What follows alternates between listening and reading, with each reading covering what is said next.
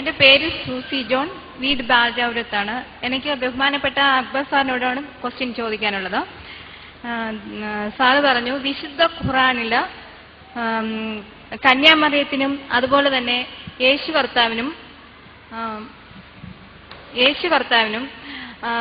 ഒത്തിരി പ്രാധാന്യം കൊടുത്തുകൊണ്ടുള്ള ഒരു ഇതാണ്. അപ്പം വിശുദ്ധ നബി തിരുമനസ്, മുഹമ്മദ് നബി തിരുമനസ് ബൈബിളിൽ ഇപ്പം ഞങ്ങൾ വിശ്വസിക്കുന്ന യേശുക്രിസ്തു മരിച്ചു എന്നാണ്. പക്ഷേ ബൈബിളിൽ യേശുക്രിസ്തു മരിച്ചിട്ടില്ല, ആർക്കും കൊല്ലാൻ പറ്റത്തില്ല, that much power he was എന്നോ അത്രമാത്രം സ്ട്രോങ് ആയിട്ട് അത്രമാത്രം ശക്തിയോടെ യേശു കർത്താവിന് വേണ്ടിയിട്ട് ആർഗ്യൂ ചെയ്യുന്നതായിട്ടാണ് എനിക്കിതൊന്നും മനസ്സിലാക്കാൻ കഴിഞ്ഞത്.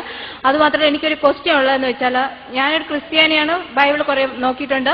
പക്ഷേ ഇന്ന് ഈ ടോക്കിൽ നിന്ന് എനിക്കൊരു കാര്യം മനസ്സിലായി. വിശുദ്ധ ഖുറാൻ എന്ന് പറയുന്നത് പ്രത്യേകിച്ച് നമ്മുടെ വിശുദ്ധ നബി തിരുമനസ് യേശു കർത്താവിനെയോ പഴയ നിയമത്തിനെയോ ഒട്ടും തന്നെ തരം താഴ്ത്തി കാണുന്നില്ല എന്ന് എനിക്ക് ഇന്നത്തെ ടോക്കിൽ നിന്നും പിന്നെ ഖുറാൻ ചെറുതായിട്ട് വായിച്ചതിൽ നിന്നും മനസ്സിലായി. കാരണം വിശുദ്ധ നബി തിരുമനസ് യേശു കർത്താവിനെ ശരിക്കും നെഗ്ലക്ട് ചെയ്തിട്ടുള്ള ഒരു വ്യക്തിയായിരുന്നെങ്കിൽ ശരിക്കും ദൈവത്തിൽ നിന്ന് പ്രവാചകനാണ് എന്ന് നബി തിരുമനസ് എന്ന് ഞാൻ വിശ്വസിക്കുന്നു. കാരണം വിശുദ്ധ നബി തിരുമനസ് ഇവിടെ പറയുന്ന ഒരു കാര്യം എന്ന് വെച്ചാൽ യേശു കർത്താവിനെ ആർക്കും കൊല്ലാൻ സാധിക്കത്തില്ല. അപ്പൊ പഴയ കാലത്തില് യേശു അപ്പച്ചൻ അത്രമാത്രം യേശു കർത്താവിന് പ്രാധാന്യം കൊടുത്തുകൊണ്ടല്ലേ നബി തിരുമനസ് യേശു അപ്പച്ചനെ അംഗീകരിച്ചുകൊണ്ടല്ലേ ഈ ഒരു എഴുത്ത് എഴുതിയത്? അല്ലായിരുന്നെങ്കിൽ കംപ്ലീറ്റ് ആയിട്ട് നെഗ്ലക്ട് അല്ലെങ്കിൽ തള്ളിക്കളയത്തില്ലായിരുന്നോ ക്രൈസ്റ്റിനെ?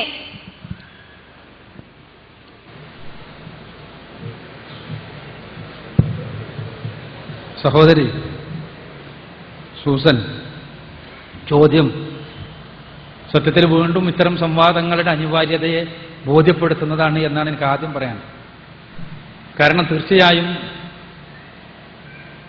ക്രിസ്തുവിനെ കുറിച്ച് മുസ്ലിങ്ങൾ അദ്ദേഹത്തെ മോശമായി കാണുന്നു എന്ന ധാരണയുള്ള ഒരുപാട് ക്രൈസ്തവ സുഹൃത്തുക്കളെ എനിക്കറിയാമായിരുന്നു. തീർച്ചയായും എങ്ങനെ ക്രിസ്തുവിനെ മുസ്ലിങ്ങൾ കാണുന്നു, എങ്ങനെ ഇസ്ലാമിനെ ക്രൈസ്തവർ കാണുന്നു, വിമർശനം ഉള്ളതുകൊണ്ടാണ് വ്യത്യസ്ത വീക്ഷണങ്ങൾ ഉണ്ടാവുന്നത്, വ്യത്യസ്ത സമൂഹങ്ങൾ ഉണ്ടാവുന്നത്. ലോകത്തെല്ലാ മനുഷ്യ സമൂഹത്തെയും ഒരേപോലെ ആക്കി ചെത്തിമിനുക്കിയിട്ട് ഇങ്ങനെ കൊണ്ടുനടക്കാം എന്നുള്ള ധാരണ ഒന്നും ലോകത്താർക്കും വേണ്ട. സ്വാഭാവികമായിട്ട് വ്യത്യസ്ത വീക്ഷണങ്ങൾ ഉണ്ടാവും. അപ്പോ ഇങ്ങനെ ഉള്ള സംവാദങ്ങൾ വഴി, മനസ്സ് തുറന്നുള്ള സംസാരം വഴി ഏറ്റവും ചുരുങ്ങിയത് ഇത്തരം ധാരണ പിശകുകൾ ഇല്ലാതെയാക്കുവാൻ കഴിയുമെങ്കിൽ ഏറ്റവും വലിയ ഒരു സമ്പത്താണ് അത് എന്നാണ് എനിക്ക് അടിവരയിട്ട് സൂചിപ്പിക്കാൻ. പിന്നെ ചോദ്യം, യേശുക്രിസ്തുവിന് എന്തുകൊണ്ട് യേശുവിനെ മുഹമ്മദ് നബി അവോയ്ഡ് ചെയ്തില്ല, മറിച്ച് അദ്ദേഹത്തെ അംഗീകരിക്കുകയും അദ്ദേഹത്തെ ആദരിക്കുകയുമാണല്ലോ ചെയ്തത്? അതിൽ നിന്ന് തന്നെ ആ യേശുവിനെ മരണത്തിൽ നിന്ന് രക്ഷപ്പെടുവാനുള്ള യേശുവിന്റെ പവർ അംഗീകരിക്കുകയല്ലേ ചെയ്യുന്നത്? ഞാൻ പറഞ്ഞു, യേശുവിനെ പരിശുദ്ധ ഖുർആൻ അംഗീകരിക്കുക മാത്രമല്ല, ബൈബിളിനേക്കാൾ ഒരല്പം കടന്നംഗീകരിക്കുന്നു എന്നുള്ളതാണ് സത്യം. കാരണം ബൈബിളില് നിങ്ങൾ ലൂക്കോസിന്റെ സുവിശേഷവും മത്തായിയുടെ സുവിശേഷവും ഒഴിച്ചിരുത്തിയാൽ, മർക്കോസിന്റെ സുവിശേഷവും യോഹന്നാന്റെ സുവിശേഷവും പരിശോധിച്ചാൽ, അല്ലെങ്കിൽ പൗലോസിന്റെ ലേഖനങ്ങൾ പരിശോധിച്ചാൽ, പൗലോസിന്റെ ലേഖനങ്ങളാണല്ലോ സത്യത്തിൽ ക്രിസ്റ്റോളജിയുടെ അടിസ്ഥാനമായി വർത്തിച്ചത് പിൽക്കാലഘട്ടത്തില്, ക്രൈസ്തവ ദൈവശാസ്ത്രത്തിന്റെ. അതടക്കം പരിശോധിച്ചാൽ യേശുവിന്റെ മാതാവിന്റെ കന്യകാത്വത്തെയും കന്യകാജന്മത്തെയും കുറിച്ചുള്ള ഇമ്പോർട്ടൻസ് അവിടെ നമുക്ക് കാണാൻ കഴിയില്ല, പ്രാധാന്യം കാണാൻ സാധ്യമല്ല. ഈ രണ്ട് സുവിശേഷങ്ങളിലാണ് ചില പരാമർശങ്ങളെങ്കിലും ഉള്ളത്. എന്നാൽ പരിശുദ്ധ ഖുർആനിലെ സൂറത്ത് മറിയം, എന്റെ സഹോദരിയോട് പറയാനുള്ളത്, ഖുർആനിലെ 19-ാമത്തെ അധ്യായം ഒന്ന് വായിച്ചു നോക്കണം. ഖുർആൻ തുടക്കം മുതൽ സക്കരിയാവിന്റെ സംരക്ഷണത്തിൽ ജീവിച്ച മറിയയുടെ വിശുദ്ധിയെക്കുറിച്ച് പറഞ്ഞുകൊണ്ടാണ് ആരംഭിക്കുന്നത്. അങ്ങനെ മറിയ, വിശുദ്ധയായ മറിയ, എല്ലാവരാലും അറിയപ്പെട്ടിരുന്ന മറിയ, അവർ കന്യകയായിരിക്കുമ്പോൾ തന്നെ ഗർഭിണിയാകുന്നു. അതിനു മുമ്പ് അവർക്ക് പരിശുദ്ധാത്മാവിന്റെ അഥവാ ഇസ്ലാമിക വീക്ഷണത്തിൽ മലക്കായ ഗബ്രിയേലിന്റെ, പരിശുദ്ധാത്മാവ് എന്നുള്ളത് മലക്ക് ജിബ്രീലിന്റെ മറ്റൊരു പേരാണ് എന്നാണ് ഇസ്ലാം പഠിപ്പിക്കുന്നത്. ആ ജിബ്രീലിന്റെ ആഗമനം ഉണ്ടാവുകയും ഈ കുഞ്ഞിനെ കുറിച്ച് സന്തോഷ വാർത്ത അറിയിക്കുകയും അങ്ങനെ കുഞ്ഞുണ്ടാവുകയും അങ്ങനെ കുഞ്ഞുണ്ടായ സമയത്ത് സ്വാഭാവികമായി അവർ ജനങ്ങളുടെ മുന്നിൽ പ്രത്യക്ഷപ്പെടുകയും ചെയ്യുന്നു. ഈ സമയത്ത് നിങ്ങൾ ആലോചിച്ച് നോക്കുക, ഒരു സ്ത്രീയെ സംബന്ധിച്ചിടത്തോളം സൂസന് ശരിക്കും മനസ്സിലാക്കാൻ കഴിയും. അതിനേക്കാൾ വലിയ പ്രയാസകരമായ ഒരു ഘട്ടം ഏതാണ് പ്രയാസകരമായ ഒരു ഘട്ടം? അവർക്ക് കൃത്യമായിട്ട് അറിയാം, ഞാൻ പരിശുദ്ധാത്മാവിനാൽ ഗർഭിണിയായതാണ്, ദൈവത്തിന്റെ പ്രത്യേകമായ ദാനമാണിത്. പക്ഷെ അത് പറഞ്ഞ ആരെങ്കിലും അംഗീകരിക്കുമോ? വിശുദ്ധയായി, അതിവിശുദ്ധയായി സെക്കരിയാവിന്റെ ഭവനത്തിൽ, സെക്കരിയാവിന്റെ സംരക്ഷണത്തിൽ കഴിയുന്ന മറിയ എന്ന പെൺകുട്ടി ഒരു ദിവസം കുഞ്ഞുമായി സമൂഹത്തിലേക്ക് പ്രത്യക്ഷപ്പെടുന്നു. ഈ സമയത്ത് സമൂഹം അവരെ അപലപിക്കുന്നു, അവരെ മോശപ്പെടുത്തുന്നു. ഈ സമയത്ത് പരിശുദ്ധ ഖുർആൻ പറയുന്നത് അവർ തൊട്ടിലിൽ നിന്ന് യേശു സംസാരിക്കാൻ തുടങ്ങിയതാണ്. ഞാൻ നേരത്തെ ഉദ്ധരിച്ചു. നിങ്ങൾ ബൈബിൾ എവിടെ പരിശോധിച്ചാലും കാണില്ല ഇത്തരമൊരു സംഭവം. ഇത്തരമൊരു സംഭവം ബൈബിളിൽ എവിടെയും കാണാൻ സാധ്യമല്ല. അതേപോലെ തന്നെ യേശു ക്രിസ്തു ചെറുപ്പകാലത്തിൽ നിന്നാണ് നേരത്തെ അച്ഛൻ സൂചിപ്പിച്ചത്. തീർച്ചയായും യേശുവിന്റെ ആ കുട്ടിക്കാലഘട്ടത്തെക്കുറിച്ചുള്ള സുവിശേഷങ്ങളിൽ ഈ പരാമർശമുണ്ട് എന്നതിന്റെ അടിസ്ഥാനത്തിലായിരിക്കണം അച്ഛൻ അത് സൂചിപ്പിച്ചത്. ചെറുപ്പത്തിൽ നിന്ന് ഖുർആനിലില്ല. ഖുർആനിൽ പറയുന്നത് യേശു അദ്ദേഹത്തിന്റെ അത്ഭുതങ്ങൾ പ്രവർത്തിക്കുന്നതിന്റെ ഭാഗമായി കിളിക്കുഞ്ഞുങ്ങളെ ഉണ്ടാക്കി അതിന് ജീവനിടിച്ചു എന്നാണ്. അതും ബൈബിളിൽ എവിടെയും കാണാൻ സാധ്യമല്ല. ഇതേപോലെ തന്നെ ഓരോ കാര്യങ്ങൾ, ഇതേപോലെ യേശു ക്രിസ്തു മറഞ്ഞ കാര്യങ്ങൾ, അവരുടെ വീട്ടിൽ ഒളിപ്പിച്ചു വെച്ച കാര്യങ്ങൾ, രഹസ്യമായ കാര്യങ്ങൾ തുറന്ന് പറഞ്ഞു കൊടുത്തു എന്ന് നമുക്ക് ഖുർആനിൽ കാണാൻ കഴിയും. ബൈബിളിൽ എവിടെയും അതും കാണാൻ സാധ്യമല്ല. ബൈബിളിൽ കുറെ അത്ഭുതങ്ങൾ വേറെ പറയുന്നുണ്ട്. അപ്പൊ യേശുവിന്റെ മഹത്വം പരിശുദ്ധ ഖുർആൻ അംഗീകരിക്കുന്നു. മാത്രവുമല്ല, ഞാൻ നേരത്തെ സൂചിപ്പിച്ചൊരു കാര്യം, യേശുവിന്റെ ഒന്നാമത്തെ അത്ഭുതമായ ഖുർആൻ പറയുന്നത് സ്വന്തം ചാരിത്രത്തിൽ സംശയിച്ച ആളുകൾ അവരുടെ മുന്നിൽ തൊട്ടിലിൽ വെച്ച് സംസാരിച്ചു എന്നതാണ് പരിശുദ്ധ ഖുർആൻ പ്രകാരമുള്ള യേശുവിന്റെ ഒന്നാമത്തെ അത്ഭുതം. എന്നാൽ ബൈബിളിൽ അവിടെ യോഹന്നാന്റെ സുവിശേഷം 2-ാം അധ്യായത്തിൽ 1 മുതൽ 11 വരെയുള്ള വചനങ്ങൾ അവിടെ മുസ്ലിങ്ങൾ വിയോജിക്കുന്നുണ്ട്. അതുകൊണ്ട് മാത്രമാണ് ഞാൻ പറയുന്നത്. അദ്ദേഹം വീഞ്ഞുണ്ടാക്കിയെന്നും ആ വീഞ്ഞ് ജനങ്ങൾക്ക് കൊടുത്തെന്നും ജനങ്ങൾ അത് കുടിച്ച് ലഹരി ബാധിച്ചു എന്നെല്ലാം പറയുന്നത് യഥാർത്ഥത്തിൽ പിൽക്കാലഘട്ടത്തിൽ യേശുവിൽ ആരോപിക്കപ്പെട്ടതാണ് എന്നാണ് മുസ്ലിങ്ങൾ കരുതുന്നത് എന്ന് മാത്രം സൂചിപ്പിക്കുകയാണ്. ഏതായിരുന്നാലും യേശുവിന്റെ മഹത്വത്തെ ഒരർത്ഥത്തിലും താഴ്ത്തി കാണുവാൻ ഖുർആൻ സന്നദ്ധമേയല്ല. പിന്നെയുള്ള പ്രശ്നം മരണവുമായി ബന്ധപ്പെട്ടതാണ്. അത് നമുക്ക് കുറേ ബൈബിളിന്റെ ചരിത്രം എല്ലാം പറയേണ്ടി വരും. ഞാൻ കൂടുതൽ അങ്ങനെ വരത്തി നീട്ടി പറയാൻ ഉദ്ദേശിക്കുന്നില്ല. ഇപ്പോൾ 4 സുവിശേഷങ്ങളാണ് ബൈബിളിലുള്ളത്. എന്നാൽ എഴുതപ്പെട്ട ഒരുപാട് സുവിശേഷങ്ങൾ ഉണ്ടായിരുന്നു. നമുക്ക് ബൈബിളിന്റെ ചരിത്രത്തിൽ നമുക്ക് കാണാൻ കഴിയും.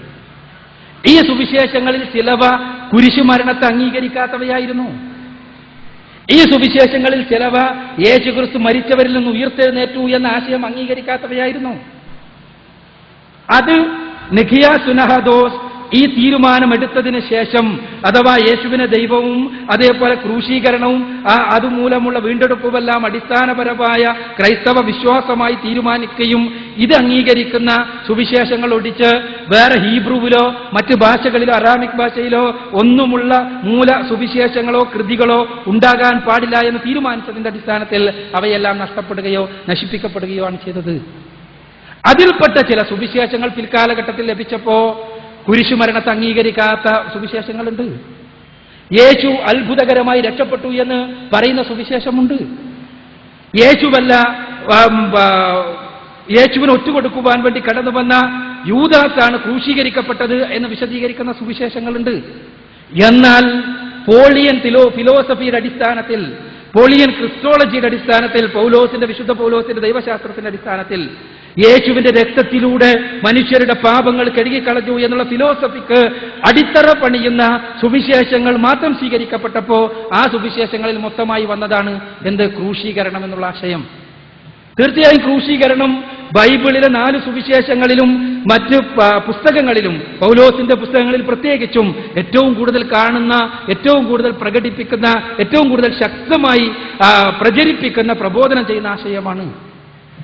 അതെന്തുകൊണ്ട് എന്ന് ഞാൻ പറഞ്ഞു കഴിഞ്ഞു. എന്നാൽ പരിശുദ്ധ ഖുർആൻ പറയുന്നത് ഇതിൽ നിന്ന് തികച്ചും വ്യത്യസ്തമായൊരു പിക്ചറാണ്. ഖുർആന്റെ വീക്ഷണപ്രകാരം ഞാൻ പറഞ്ഞു, ജന്മപാപമെന്ന ഒന്നില്ല. ക്രൈസ്തവ വീക്ഷണപ്രകാരം അല്ലെങ്കിൽ പൗലോസിന്റെ ക്രൈസ്റ്റോളജി അനുസരിച്ച് മനുഷ്യർ ജന്മനാ പാപികളായി. എന്തുകൊണ്ട്? ആദാം ചെയ്ത പാപം കൊണ്ട്. ആദാം ചെയ്ത പാപം കൊണ്ട് ജന്മനാ മനുഷ്യർ പാപികളായി എന്നൊരു വിശ്വാസം ഈ ആദാമിന് ശേഷമുണ്ടായ ഒരു തലമുറയിലും ഉണ്ടായിരുന്നിട്ടില്ല. യഹൂദന്മാർ മോശയ്ക്ക് ശേഷം ഒരുപാട് കാലം ജീവിച്ചല്ലോ.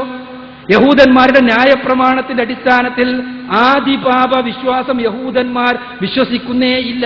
തികച്ചും ക്ലാരിഫൈ ചെയ്തതിനു ശേഷമാണ് ഞാനിത് സംസാരിക്കുന്നത്. യഹൂദന്മാരുടെ വിശ്വാസത്തിൽ ഒരു കാലഘട്ടത്തിലും ആദിപാപ വിശ്വാസം കടന്നു വന്നിട്ടേ ഇല്ല. എന്നാൽ മനുഷ്യരെല്ലാം ആദിയിൽ തന്നെ പാപികളായി എന്നും ആദാം ചെയ്ത പാപം കൊണ്ട് മനുഷ്യരെല്ലാം പാപികളായി എന്നും ആ പാപത്തിൽ നിന്നൊരു വീണ്ടെടുപ്പാണ് യേശുക്രിസ്തുവിലൂടെ നിർവഹിച്ചത് എന്നും പറയുക വഴി എന്ന് പറയാൻ വേണ്ടിയാണ് ക്രൂശീകരണ സിദ്ധാന്തത്തെ അംഗീകരിക്കുന്ന അവസ്ഥാവിശേഷമുണ്ടായത്. എന്നാൽ ക്രൂശീകരണത്തെ കുരിശിൽ നിന്ന് ദൈവം തമ്പുരാൻ യേശുവിനെ രക്ഷപ്പെടുത്തി എന്നുള്ളതാണ് ഖുർആൻ നൽകുന്ന പ്രത്യാശ. ഖുർആൻ നൽകുന്ന പ്രത്യാശയാണ് എന്നാണ് മുസ്ലിങ്ങൾ വിശ്വസിക്കുന്നത്. എന്തുകൊണ്ടെന്നാൽ യേശു പൊട്ടിക്കരഞ്ഞുകൊണ്ട് പ്രാർത്ഥിക്കുന്നത് നമ്മൾ കാണുന്നു. യേശു പറയുന്നത് നമ്മൾ കേൾക്കുന്നു. മുട്ടുവിൻ തുറക്കപ്പെടും, അന്വേഷിക്കുവിൻ കണ്ടെത്തും, നിങ്ങൾ ചോദിക്കുവിൻ നിങ്ങൾക്ക് ലഭിക്കും. മക്കൾ മീൻ ചോദിച്ചാൽ കല്ല് കൊടുക്കുന്നവനല്ല അവരുടെ രക്ഷിതാവ്. അതുകൊണ്ട് നിങ്ങൾ നിങ്ങളുടെ പിതാവായ ദൈവത്തോട് ചോദിക്കുക.